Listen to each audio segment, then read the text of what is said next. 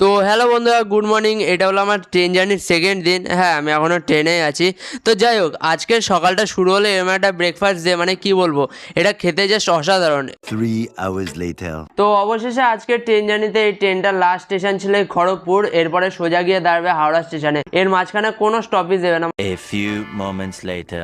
বাইরের দৃশ্যটা এত ভালো লাগছে, তাই আমি ফোনটা বের করে মানে একটু ছবি তুলতে যাচ্ছি। আমার হ্যাঁ, তোমরা এটা ভাবছো আমার সাথে তেমন কিছুই হয়নি।